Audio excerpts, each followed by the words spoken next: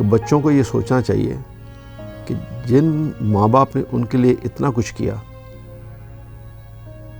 جب وہ بیمار ہوں، وہ اس سٹیج کو پہنچیں یا ان میں سے ایک رہ جائے،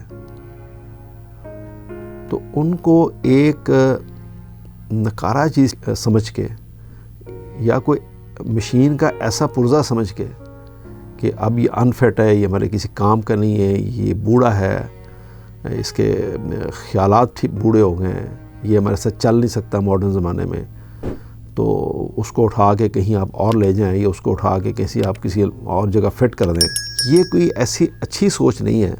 اس سے والدین کو بڑی تکلیف پہنچتی ہے۔ السلام علیکم، میرا نام ہے شاہد ایوب، آپ دیکھ رہے ہیں لرننگ ٹو لیو۔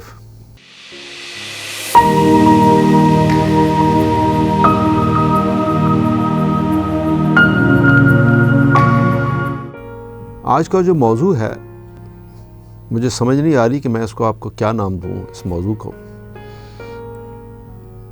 آپ اپنے کمنٹس میں بتائیے گا۔ ایکچولی یہ ایک ایسی سٹوری ہے جو آج کے دور میں کافی گھروں میں آپ کو نظر آتی ہے۔ میں بھی ایسے بہت سارے فیملیز کو جانتا ہوں جہاں پہ اس سے ملتا جلتا یا ایسا ہی سلسلہ کچھ چل رہا ہے۔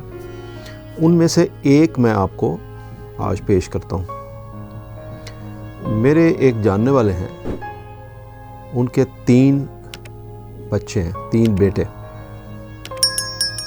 ماشاءاللہ تینوں بیٹے بہت پڑھے لکھے، اچھی یونیورسٹی سے پڑھے ہوئے۔ والدین نے ان کو،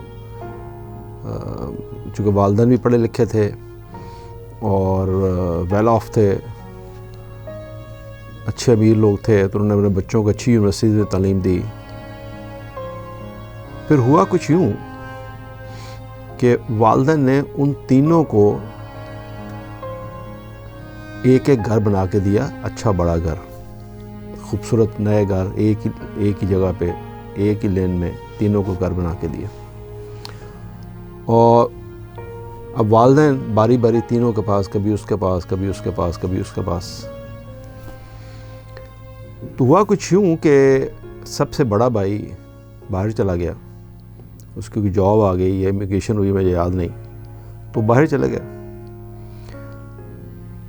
اس کے بعد جو مڈل والا بیٹا تھا، اس کا بھی کچھ جاب ہو گئی باہر، وہ بھی چلا گیا۔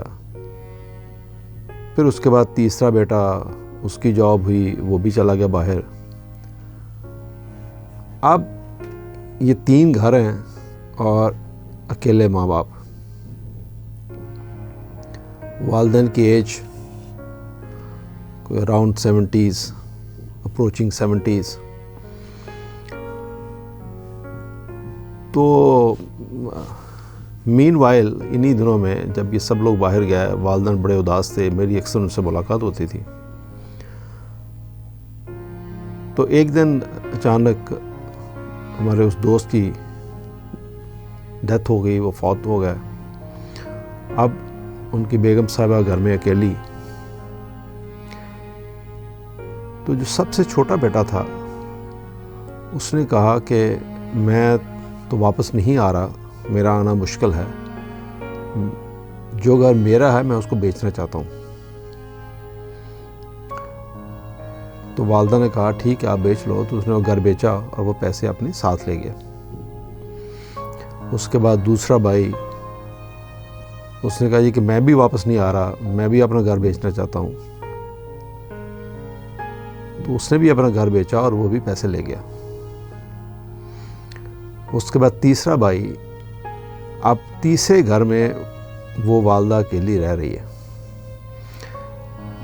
جب تیسرا بھائی نے کہا کہ میں نے گھر بیچنا ہے، تو والدہ نے کہا کہ اگر تم یہ گھر بیچو گے تو میں کہاں جاؤں گی۔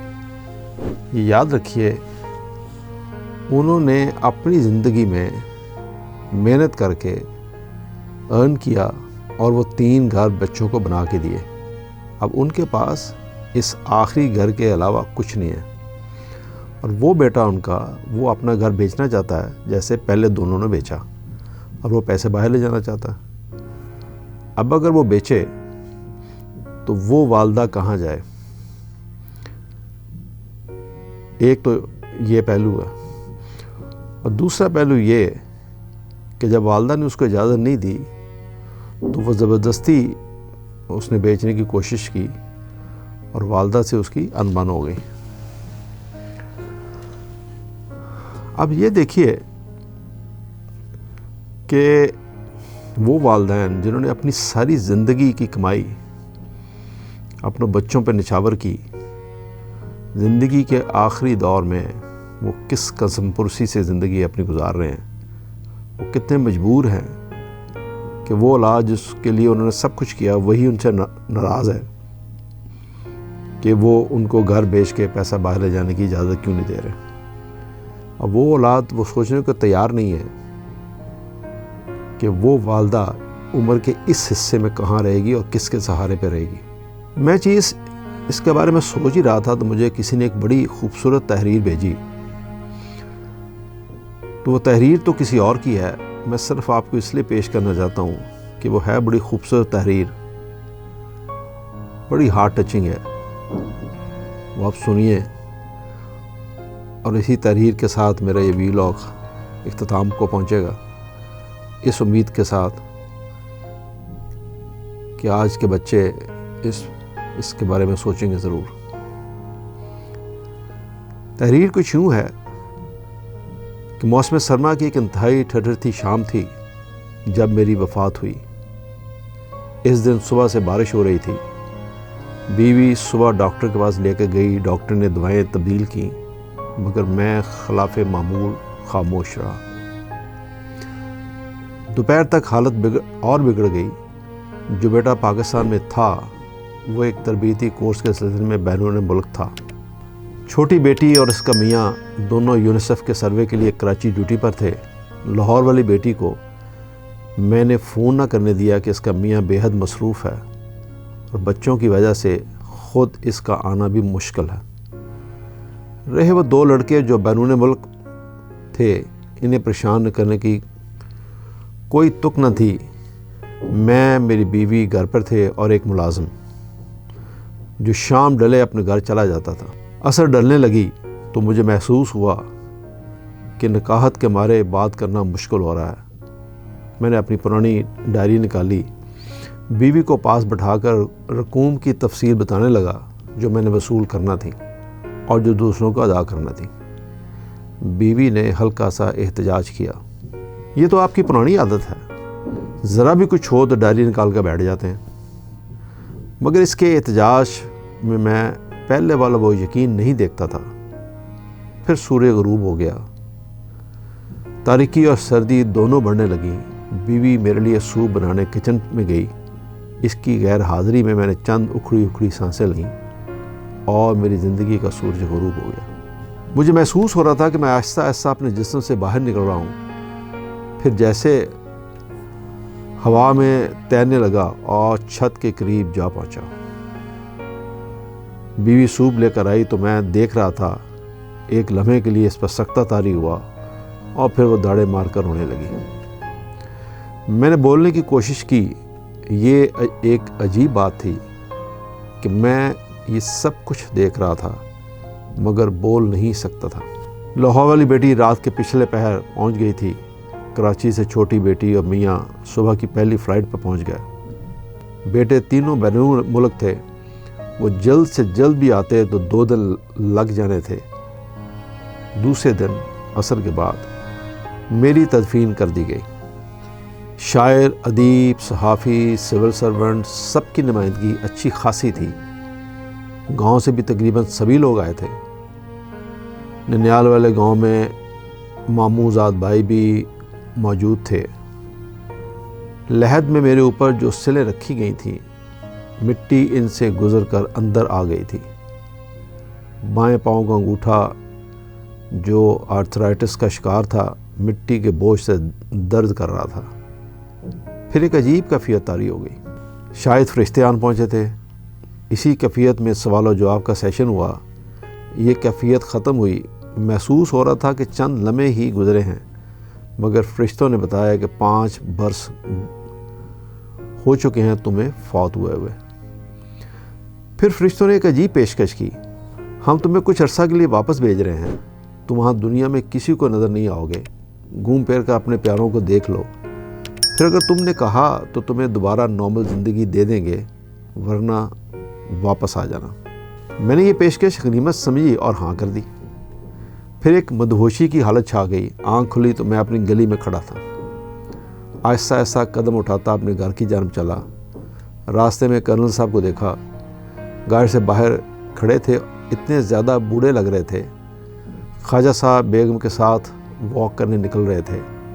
اپنے مکان کے گیٹ پر پہنچ کر میں ٹھٹک گیا، میرے نام کی تختی غائب تھی، پورچ میں گاڑی بھی نہیں تھی۔ وفات سے چند ہفتے پہلے تازہ ماڈل کی گاڑی جو خریدی تھی وہ بک چکی تھی۔ گاڑی کہاں ہو سکتی ہے؟ بچوں کے پاس وہ اپنی اپنی گاڑیاں تھیں، تو پھر میری بیوی جو اب بیوہ تھی کیا گاڑی کے بغیر تھی؟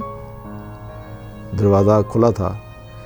میں سب سے پہلے سیڑھیاں چڑھ کر اوپر اپنی لائبریری میں گیا۔ یہ کیا تھا؟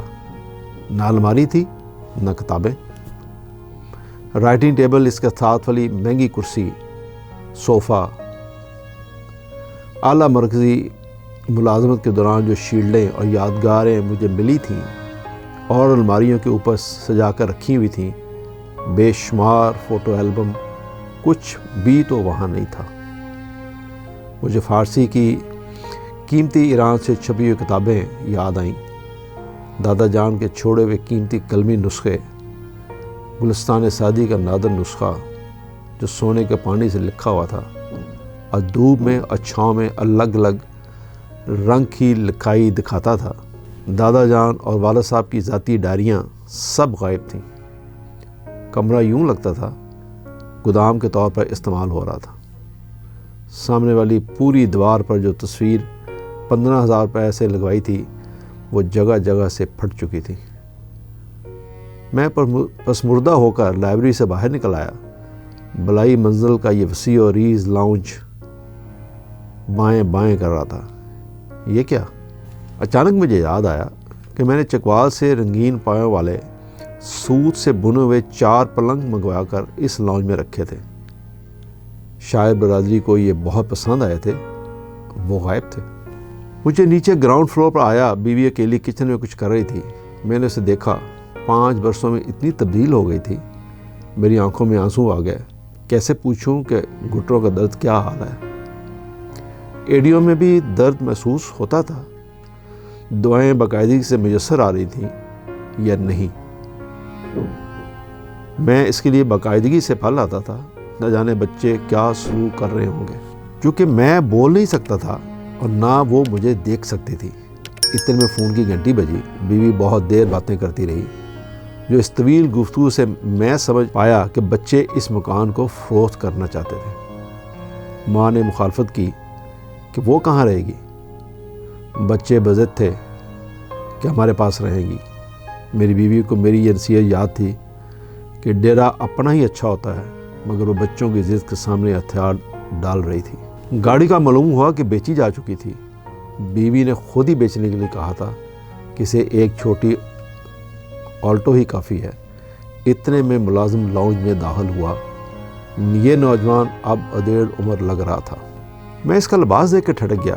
اس نے میری قیمتی برانڈڈ قمیص جو ہانگ کانگ سے خریدی تھی پہنی ہوئی تھی، نیچے وہ پتلون تھی جس کا فیبرک میں نے اٹلی سے خریدا تھا۔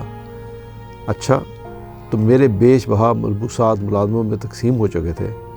میں 1 سال لوگوں کی نگاہوں سے غائب رہ کر سب کو دیکھتا رہا۔ ایک ایک بیٹے بیٹی کے گھر جا کر ان کی باتیں سنی۔ کبھی کبھار ہی ابا مرحوم کا یعنی میرا ذکر آتا، وہ بھی سرسری سا۔ زینب میری نواسی اکثر نانا ابو کا تذکرہ کرتی۔ ایک دن ماں سے کہہ رہی تھی، اماں یہ بانس کی میز کرسی نانا ابو لائے تھے نا جب میں چھوٹی سی تھی، اسے پھینکنا نہیں۔ ماں نے جواب میں کہا، جلدی سے کپڑے بدل کر کھانا کھاؤ، پھر مجھے سہیلی کے گھر ڈراپ کر دینا۔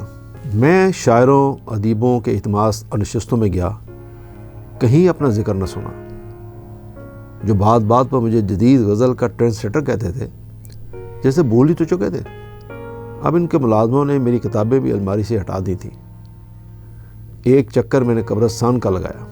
میری قبر کا برا حال تھا، گھاس اگی تھی، کتبہ پرندوں کی بیٹھوں سے اٹا تھا۔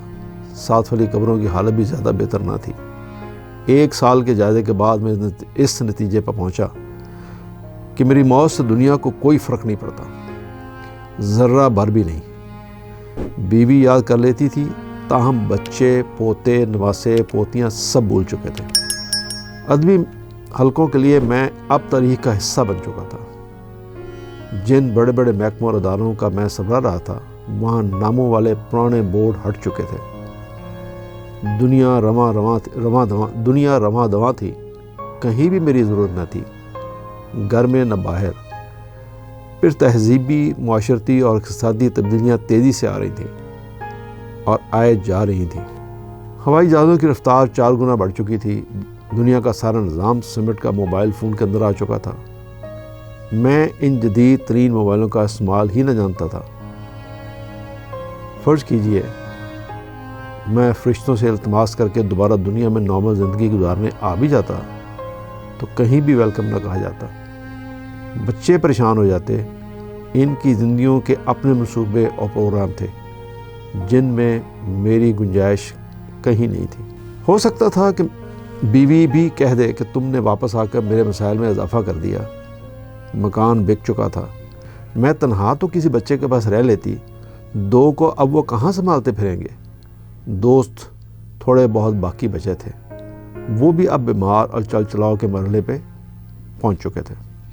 میں واپس آتا دنیا میں مکمل طور پر انفٹ ہوتا، نئے لباس میں پیمند کی طرح، جدید بستی میں پرانے مقبرے کی طرح۔ میں نے فرشتے سے رابطہ کیا اور اپنی آخری خواہش بتا دی، میں واپس قبر میں جانا چاہتا ہوں۔ فرشتہ مسکرایا۔ اس کی بات بہت مختصر اور جامع تھی۔ ہر انسان یہ سمجھتا ہے کہ اس کے بعد جو خلا پیدا ہوگا وہ کبھی بھرا نہیں جا سکے گا، مگر وہ یہ نہیں جانتا کہ خلا تو کبھی پیدا ہی نہیں ہوتا۔ ہمارے سبھی کے دماغوں میں بھی یہی سوچ ہے کہ یہ گھر، یہ کاروبار، یہ نوکری، یہ دنیا کی، گھر کی، بچوں کی ضرورتیں اور سارے کام کاج میری وجہ سے تو جاری ہیں۔ اگر میں نہ رہا دنیا کے گردش رک جائے گی۔ مگر صرف ایک پل کو سوچئے، ایسا بالکل نہیں ہے۔ دنیا تو ہمارے سے پہلے جانے والوں کے بغیر بھی چل رہی تھی اور ہمارے جانے کے بعد بھی یوں ہی چلتی رہے گی۔ یہ خیال ہے، سراب ہے، وہم ہے، گمان ہے اور بس کچھ بھی نہیں۔ دیکھیے، یہ جو میں نے آپ کو ایک سٹوری آپ کہہ لیجئے یا جو بھی کہانی کہیں، اس کو آپ کو سنائی، اس میں سے 2 چیزیں بڑی کھل کے سامنے آتی ہیں۔ ایک، کوئی شخص جب دنیا سے چلا جاتا ہے تو وہ کوئی ایسی چیز نہیں ہے کہ دنیا رک جائے گی اور دنیا اس کے بغیر نہیں چل سکتی۔ یہ سوچنا نہیں چاہیے۔ کوئی بھی انڈسپینسبل نہیں ہے۔ ایک سے بڑھ کے ایک اچھا انسان آئے گا اور ایک سے ایک بڑھ کے اچھا سائنسدان آئے گا اور ایک سے ایک بڑھ کے اچھا حکمران بھی آئے گا۔ ہم ایک ٹیمپریری فیز میں ہیں اور ہمیں جانا ہے، ایک بات تو یہ ہے۔ لیکن اس کے ساتھ ساتھ دوسری بات جو میں نے آپ سے اس کو سنانے سے پہلے جو میں نے آپ کو ایک حقیقت بتائی تھی کہ بچوں کو یہ سوچنا چاہیے کہ جن ماں باپ نے ان کے لیے اتنا کچھ کیا، جب وہ بیمار ہوں، وہ اس سٹیج کو پہنچیں یا ان میں سے ایک رہ جائے، تو ان کو ایک نکارہ چیز سمجھ کے یا کوئی مشین کا ایسا پرزہ سمجھ کے کہ اب یہ انفٹ ہے، یہ ہمارے کسی کام کا نہیں ہے، یہ بوڑھا ہے، اس کے خیالات بوڑھے ہو گئے ہیں، یہ ہمارے ساتھ چل نہیں سکتا ماڈرن زمانے میں، تو اس کو اٹھا کے کہیں آپ اور لے جائیں یا اس کو اٹھا کے آپ کسی اور جگہ فٹ کر دیں۔ یہ کوئی ایسی اچھی سوچ نہیں ہے۔ اس سے والدین کو بڑی تکلیف پہنچتی ہے۔ یہ 2 چیزیں میں نے آپ کو بیان کرنی تھی۔ توجہ کے لیے شکریہ۔ اللہ حافظ۔